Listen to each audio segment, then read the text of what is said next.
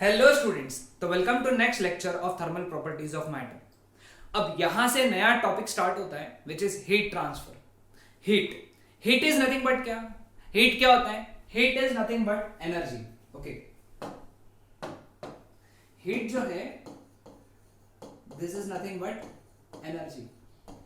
और ये तभी आता है, मतलब heat comes into picture only when there is temperature difference, है ना। तो ये तो एक इंपॉर्टेंट कॉन्सेप्ट है कि हीट तभी फ्लो होगी जब टेम्परेचर का डिफरेंस रहेगा, यानी जब टेम्परेचर का डिफरेंस नहीं रहेगा there will be no flow of heat. Okay, and heat का जो फ्लो होता है हमेशा it is from hot body to cold body या hot object to cold object. हमेशा हॉट ऑब्जेक्ट से कोल्ड ऑब्जेक्ट में ही हीट फ्लो होगी, vice versa is not true. Okay, ये रूल है। जैसे वाटर हमेशा high height to low height ही फ्लो होगा, है ना। करंट हमेशा हाई पोटेंशियल से लो पोटेंशियल में ही फ्लो होगा, वैसे हीट हमेशा हॉट ऑब्जेक्ट से कोल्ड ऑब्जेक्ट में ही फ्लो होगी। ठीक है, तो हीट किस तरीके से फ्लो होगी उसका study comes under the topic heat transfer. अब हीट ट्रांसफर के तीन प्रकार होते हैं। सबसे पहला क्या होता है? कंडक्शन। दूसरा क्या होता है? कन्वेक्शन। और तीसरा क्या होता है? Radiation. These are the three methods by which heat transfer take place. Heat transfer ये तीन मेथड से होता है। तो उसमें से हम लोग आज के लेक्चर में कंडक्शन पढ़ेंगे, कन्वेक्शन और रेडिएशन के बारे में बाद में बात करेंगे। ठीक है, तो चलो हेडिंग दे दो। हमेशा हमारा नेक्स्ट जो हेडिंग है दैट इज कंडक्शन। अब कंडक्शन क्या है? Okay, conduction is the method of heat transfer without actual migration of the particles of medium, है ना। देखो डेफिनेशन में क्या लिखा है, क्या बोला है? Without actual migration of particles of medium, this is conduction without actual, है ना। इसका मतलब क्या है? देखो, जैसे फॉर एग्जांपल ये एक रॉड है ना। तुमने उसको ये साइड से पकड़ के रखा है, यहाँ पे तुमने पकड़ के रखा है, मतलब यहाँ हैंड है, ठीक है। और यहाँ अपन ने उसको गर्म करना चालू किया, ठीक है। तो तुमको तुरंत झटका लगेगा क्या? झटका नहीं ना। ओके, क्या होगा? सबसे पहले ये हॉट एंड रहेगा। अब क्या होगा? ये हॉट एंड क्या करेगा? बाजू वाले जो जगह है उसको गर्म करेगा, ये जगह इसको गर्म करेगी, ये जगह इसको गर्म करेगी। ऐसा गर्म होते चलेगा और फिर थोड़ी देर बाद तुमको गर्म लगना शुरू होगा। मुझे एक बात बताओ, यहाँ का पार्टिकल उठ के आया क्या? यहाँ पे जब तुमको गर्म लगा तो यहाँ का पार्टिकल एक्चुअली उठ के आया क्या? नहीं, वो अपने जगह पे वाइब्रेट कर रहा था, उसको एनर्जी मिली। एनर्जी मिलने के बाद में वो अपने जगह पे वाइब्रेट किया। वाइब्रेट करने की वजह से उसने अपनी एनर्जी बाजू वाले पार्टिकल को दिया, बाजू वाले ने उसके बाजू वाले को। पासिंग द पार्सल टाइप में चला ये चीज, है ना। पासिंग द पार्सल समझता है? बस ये पासिंग द पार्सल चलता गया और यहां पे फिर वो पासिंग द पार्सल वाली हीट यहां पहुंच गई। ये पार्टिकल यहां पे एक्चुअली नहीं आया। So without actual migration of particles of medium, यानी इस मीडियम के कोई भी पार्टिकल ने अपनी जगह नहीं छोड़ी, फिर भी हीट आगे बढ़ गई। तो इस मेथड को हम लोग क्या कहते हैं? कंडक्शन कहते हैं। ओके, क्या कहते हैं हम लोग इसको? Conduction. So conduction is the method of heat transfer without actual migration of particles of medium. ठीक है, अब इसके अंदर कुछ इंपॉर्टेंट पॉइंट्स याद रखना है। सबसे पहला, it is possible in all states of matter, मतलब conduction is possible in solids, conduction is possible in liquids and conduction is also possible in gases, but it is fastest in solids, है ना। तो उसमें भी देखो क्या बोला है यहाँ पे, in non metallic solids and fluids conduction occurs due to vibration of molecules, है ना। ये बात ध्यान में रखना है कि जो फ्लूइड्स होते हैं, फ्लूइड्स यानी लिक्विड्स एंड गैसेस, और नॉन मेटालिक सॉलिड्स यानी जो सॉलिड्स जो मेटल्स नहीं है ना, इनमें जो कंडक्शन हो रहा है वो किसकी वजह से हो रहा है? वाइब्रेशन ऑफ मॉलिक्यूल्स की वजह से, मॉलिक्यूल्स का वाइब्रेशन की वजह से. But in metallic solids conduction occurs with the help of free electrons. Electrons he conduct करते क्योंकि इलेक्ट्रॉन्स वाइब्रेट करते और वो फ्लो करते. किसमें? लेकिन मेटालिक सॉलिड में. मेटालिक सॉलिड में फ्री इलेक्ट्रॉन्स की क्वांटिटी बहुत ज्यादा होती है ना, है ना. तो ये तीन बातें इंपॉर्टेंट ध्यान में रखना है. डेफिनेशन तो तुमने लिखा ही होगा, ऐसा मैं एक्सपेक्ट कर रहा हूं, है ना. चलो, तो कंडक्शन की बातें ध्यान में. अब हमको एक नया कंसेप्ट पढ़ना है, variable state and steady state. Okay, now suppose ये एक कंडक्टर है, ठीक है. अब इसके तुमने ये एंड को गर्म किया,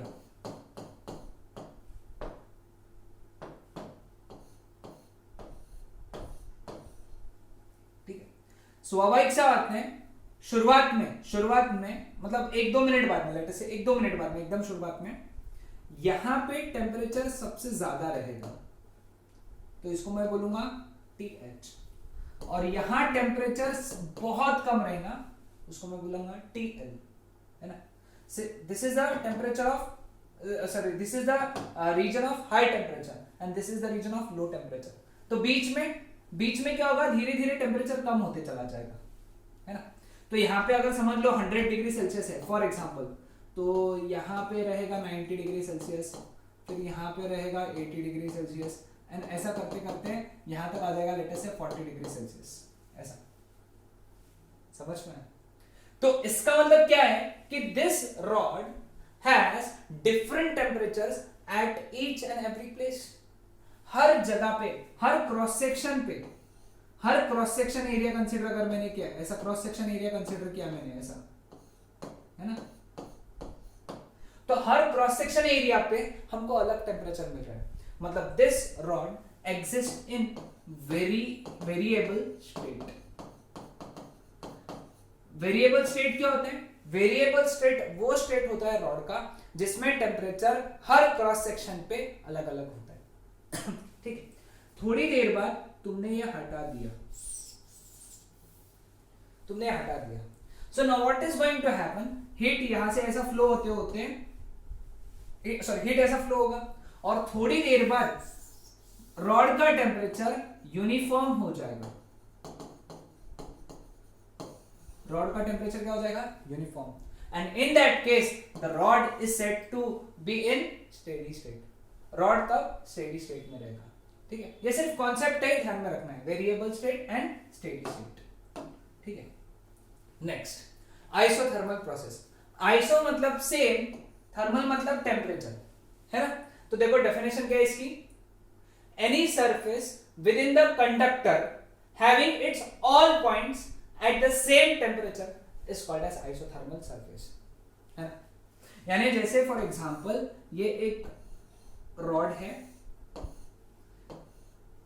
सपोज ये सरफेस है, इसके ऊपर के जितने भी पॉइंट्स रहेंगे अगर सबके सब सेम टेम्परेचर पे है तो ये हो गई हमारी आइसोथर्मल सरफेस. ठीक है, आइसोथर्मल सरफेस. अब दूसरी बात इसमें याद रखना है कि the direction of flow of heat it is always perpendicular to the isothermal surface. यानी हीट ऐसी फ्लो होगी आइसोथर्मल सरफेस को परपेंडिकुलर, ये आइसोथर्मल सरफेस, उसमें से हीट ऐसी फ्लो होगी. So heat always flows perpendicular to the isothermal surface. Isothermal surface को परपेंडिकुलर हमेशा हीट फ्लो होगी. ठीक है, समझ में आया सबको? अब अगर समझ लो पॉइंट सोर्स है, पॉइंट सोर्स ऑफ हीट या फिर heat source which is acting like point, इसके लिए स्फीयर जो रहेगा, sphere that would be isothermal surface.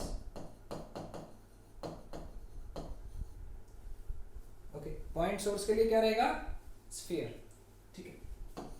अब अगर एक ट्यूब में से जा रहा है, ट्यूब में से एक सिलेंड्रिकल ट्यूब में से जा रहा है, तो ये जो सिलेंडर्स रहेंगे, सिलेंडर का सरफेस जो कर्व सरफेस रहेगा, those would be isothermal surface. ये हीट ऐसी फ्लो होगी यहाँ पे ये हीट ऐसी हर डायरेक्शन में हीट फ्लो होगी. समझ में आया सबको आइसोथर्मल सरफेस का शेप, हाँ ध्यान में रखना है, शेप ध्यान में रखो। ये थियोरेटिकल कॉन्सेप्ट है। अब यहां से अपना ये चालू होगा mathematical concept. Temperature gradient, okay, temperature gradient is rate of, लिखो, change of temperature with respect to distance is known as temperature gradient. Rate of change of temperature with respect to distance. मतलब देखो यहाँ पे suppose ये एक rod लिया है ना, इसके ये क्रॉस सेक्शन में टेम्परेचर है लेटस से थीटा, तो क्या होगा कि ये टेम्परेचर सॉरी ये सरफेस पे टेम्परेचर रहेगा थीटा माइनस डेल्टा थीटा, और इनके बीच में लेटस से डिस्टेंस है डेल्टा एक्स। तो according to concept of temperature gradient, इस रॉड के लिए टेम्परेचर ग्रेडियंट क्या रहेगा, टेम्परेचर का डिफरेंस, यहाँ थीटा है, यहाँ थीटा माइनस डेल्टा थीटा है, तो टेम्परेचर का डिफरेंस कितना हुआ, माइनस डेल्टा थीटा, और डिस्टेंस कितना है, डेल्टा एक्स। तो temperature gradient is minus delta theta by delta x. कुछ बुक्स में minus D theta by D x भी दिखेगा, minus D theta by D x, ये भी ध्यान में रखना है। माइनस साइन क्या इंडिकेट कर रहे हैं, माइनस साइन ये इंडिकेट कर रहा है कि टेम्परेचर कम हो रहा है। ओके, अब इसका एसआई यूनिट याद रखो, केल्विन पर metre,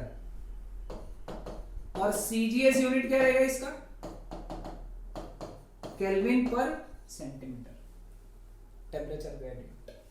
okay, now next most important concept, coefficient of thermal conductivity की। क्या है कोएफिशिएंट ऑफ थर्मल कंडक्टिविटी, वो समझने से पहले एक कंसेप्ट ध्यान में रखो। लेटस से हमारे पास में कंडक्टर है जिसका क्रॉस सेक्शनल एरिया ए है, ठीक है, यहां से हीट फ्लो हुई Q, ये कंडक्टर का लेंथ है L, ये एंड का टेम्परेचर θ1 है, ये एंड का टेम्परेचर θ2 है। देखो बहुत अच्छे से समझ के लेना है कॉन्सेप्ट को। So it was found that, ये पता चला कि this Q it is directly proportional to θ1 minus θ2, है ना, this Q was directly proportional to θ1 minus θ2. It was also observed that कि Q यानी heat was directly proportional to area. Again third thing observed was this Q was directly proportional to T. T यानी time, जितने ज्यादा देर के लिए heat flow कराया उतनी ज्यादा हीट फ्लो होगी, जितना टाइम ज्यादा रहेगा उतनी ज्यादा हीट फ्लो होगी। And this Q was inversely proportional to length. ये सब ऑब्जर्वेशंस थे।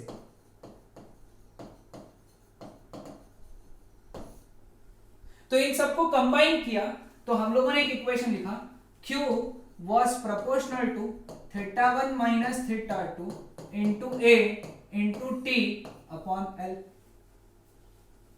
ठीक है, जब प्रोपोर्शनलिटी हटती है तो एक कांस्टेंट आता है इक्वल टू के साथ में, है ना, θ1 minus θ2 A T upon L, and that constant was K. This K was known as thermal conductivity.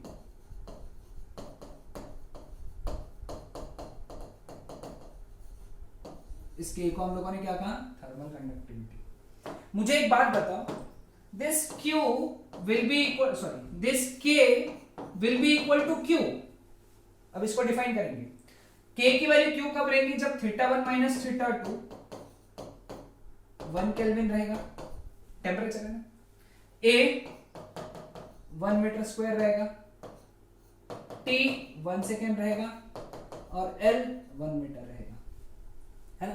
तो देखो इसकी डेफिनेशन देखो, कुछ बुक्स में लिखेंगे तुमको, thermal conductivity of a substance is nothing but heat flowing through it when there is temperature difference of 1 kelvin across its end. Its area of cross section is 1 meter square in 1 second and length is 1 meter, है ना। एक rod जिसका area 1 metre square है, length 1 metre है, जिसके ends के across temperature का difference कितना है, 1 केल्विन है, और 1 सेकेंड में जो हीट फ्लो होगी वो उस रॉड की थर्मल कंडक्टिविटी रहेगी। समझ में? अब सबसे इंपॉर्टेंट बात, पहली बात ध्यान में रखना, दिस के depends on nature of material of substance. Okay, दूसरी बात, अगर के ज्यादा है, के ज्यादा है, के ज्यादा है, इसका मतलब इट इज गुड कंडक्टर, यानी बहुत ज्यादा हीट फ्लो हो सकती है। ओके, के कम है मतलब it is bad conductor of heat. Now good conductors के लिए या फिर परफेक्ट कंडक्टर्स के लिए, परफेक्ट कंडक्टर्स के इंफिनिटी रहेगा और इंसुलेटर्स के लिए के जीरो रहेगा। ध्यान में रखना है चीज, इंसुलेटर्स के लिए के जीरो रहेगा। ठीक है, चलो अब आगे बात करते हैं अपन इसके यूनिट की। यूनिट ऐसा यूनिट ऑफ के,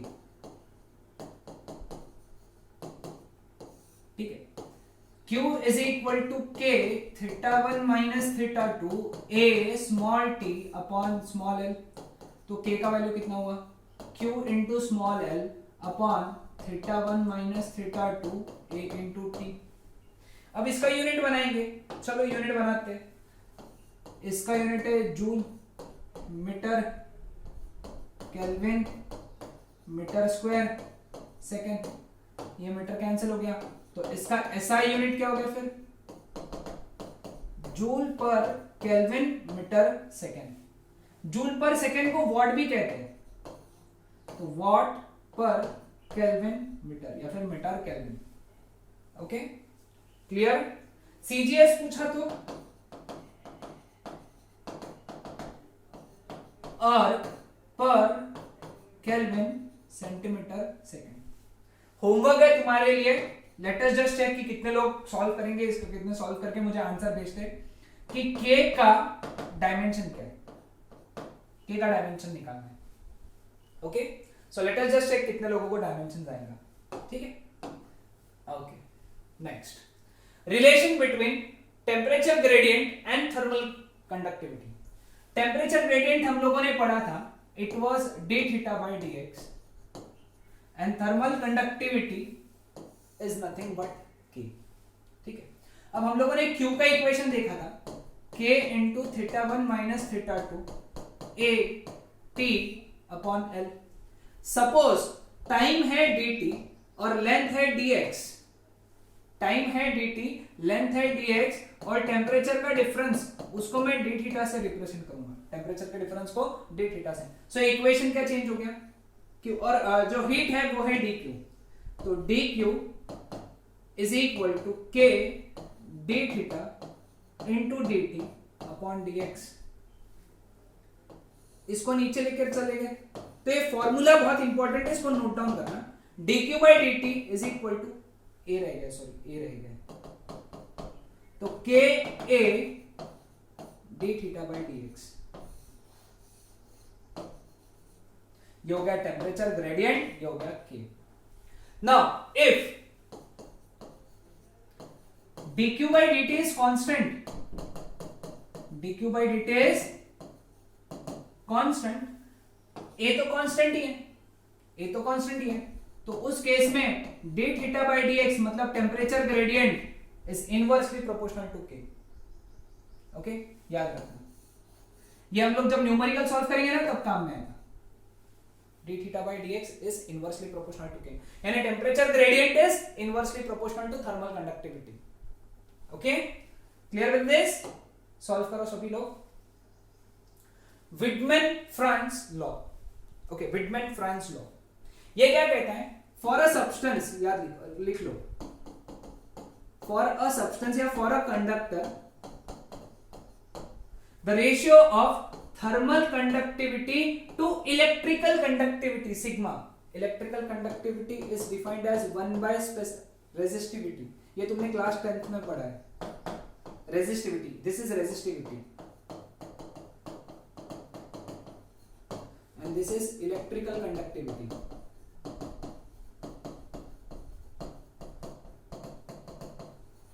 तो विडमैन फ्रांस लॉ का ये बोलना था कि the ratio of thermal conductivity to electrical conductivity is always constant at given temperature. ये सब अपने को न्यूमेरिकल्स के लिए काम आएंगे, ध्यान में रखना। This is most important. The ratio of thermal conductivity to electrical conductivity. Electrical conductivity कैसे निकालेंगे? Reciprocal of resistivity. ओके, चलो आगे बढ़ेंगे। थर्मोमेट्रिक कंडक्टिविटी और डिफ्यूसिविटी। थर्मोमेट्रिक कंडक्टिविटी या फिर diffusivity, it is defined as ratio of thermal conductivity to thermal capacity per unit volume. This is nothing but diffusivity. लिखो, the ratio of thermal conductivity to thermal capacity per unit volume, that is known as diffusivity. अब thermal capacity per unit volume can be written as thermal capacity upon volume. Thermal capacity is mass into specific heat upon volume. Mass upon volume is density into C. This is density. तो diffusivity का एक formula क्या बन गया? K by rho C. Okay, अब unit तुम निकाल लोगे, इसका ऐसा यूनिट लिखना है, तुम्हारे लिए होमवर्क है। CGS यूनिट लिखना है और डायमेंशंस लिखना है इसके डिफ्यूजिविटी के। डिफ्यूजिविटी लेते से D। ओके, K का यूनिट मैंने दिया है, C का यूनिट तुमको मालूम है, रो का यूनिट भी तुमको मालूम है। डेंसिटी यानी मास अपॉन मास पर यूनिट वॉल्यूम है, kg पर metre cube,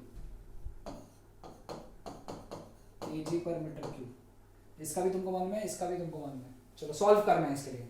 okay, clear? Now coming on to last topic of this part, which is thermal conductivity. Thermal resistance.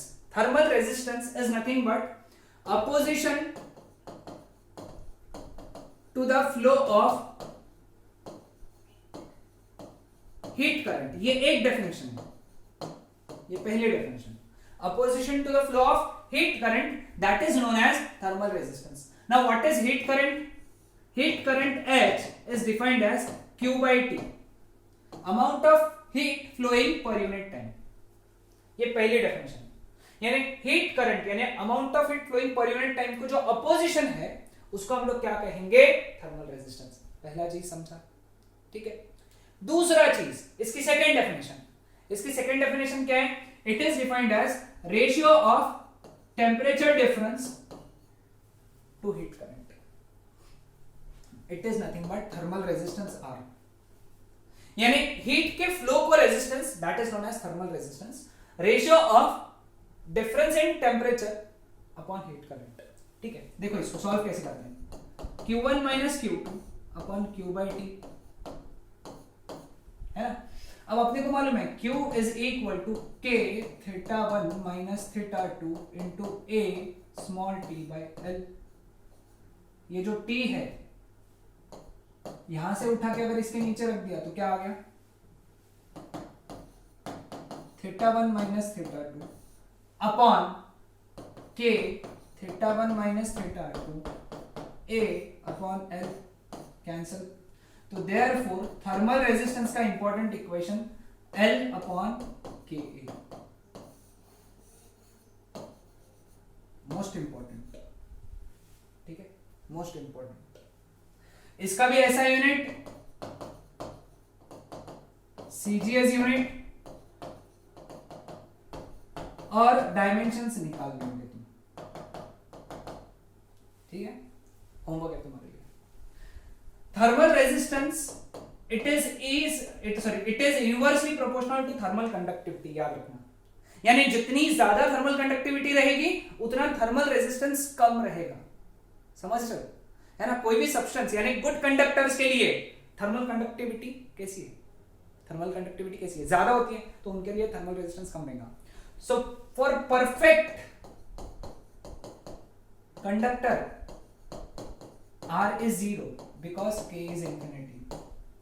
For insulators R is infinity because K is equal to 0. समझ गए? तो ये थे पूरे theoretical topic आज के पहले इसके पार्ट के. इसके हम लोगों ने न्यूमेरिकल्स डिस्कस नहीं किए.